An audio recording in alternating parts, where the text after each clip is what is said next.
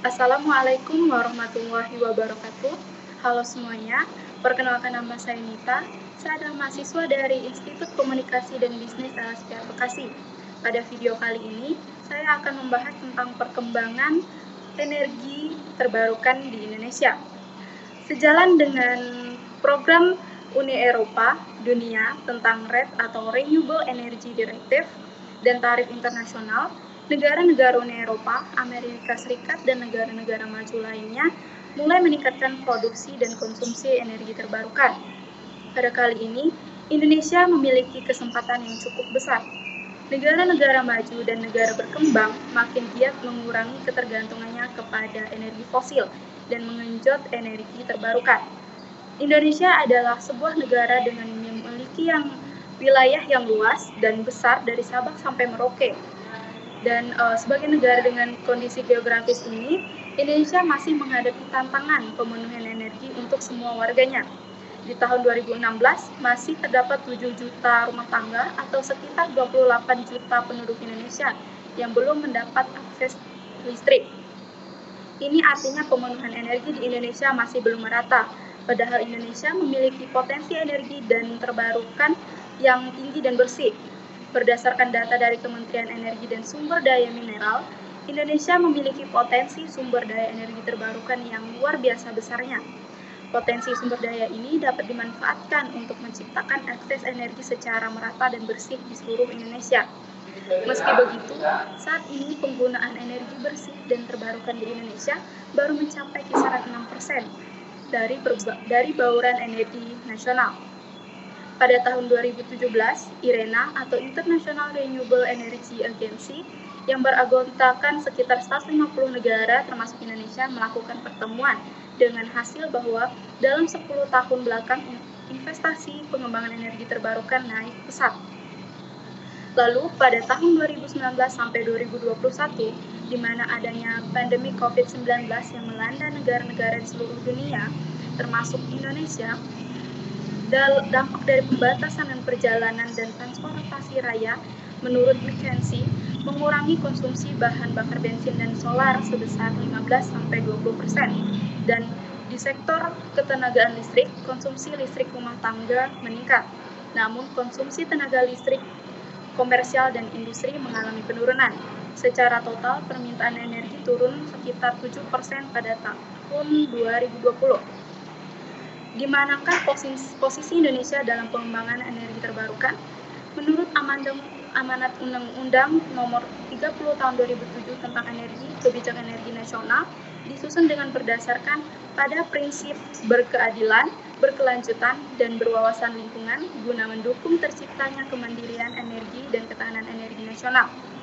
Implikasi dari kebijakan ini adalah perlunya diversifikasi energi untuk memenuhi kebutuhan energi dalam negeri, salah satunya dengan mengembangkan energi terbarukan atau EBT. Indonesia adalah salah satu negara dari 190 negara yang menandatangani kesepakatan Paris Agreement dan meratifikasinya. Dengan komitmen internasional ini, mensyaratkan Indonesia untuk konsisten mengembangkan energi terbarukan, utamanya di sektor ketenagalistrikan. Indonesia memiliki potensi energi terbarukan yang terbesar di seluruh wilayah Indonesia. Dalam konteks pembangunan berkelanjutan, konsumsi energi saat ini juga memiliki potensi untuk efisiensi dan konservasi energi. Target apa yang ingin dicapai Indonesia dalam pengembangan energi terbarukan? Investasi sektor energi baru terbarukan dan konservasi energi pada tahun 2020 diklaim mencapai 1, miliar US dollar dari total investasi sektor energi dan sumber daya mineral sebesar 24,4 miliar US dollar. Realisasi atau sementara penerimaan negara bukan pajak sektor ESDM tercatat 120% dari target. Dan realisasi PNBP tercatat sebesar 2 triliun atau 154% melampaui target. Tertuang dalam Rencana Umum Energi Nasional, Indonesia memiliki target penggunaan EBT di bauran energi nasional sebesar 23% di tahun 2025 dan 31% di tahun 2050. Potensi energi terbarukan apa saja yang dimiliki oleh Indonesia? Potensi energi terbarukan yang dimiliki Indonesia untuk ketenaga listrikan mencapai 443 GW, meliputi panas bumi, air dan mikromini hydro, bioenergi surya, angin dan gelombang laut.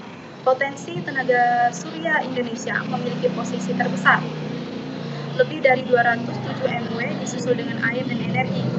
Meski memiliki potensi energi terbarukan yang sangat besar dan beragam, pemanfaatan masih minim.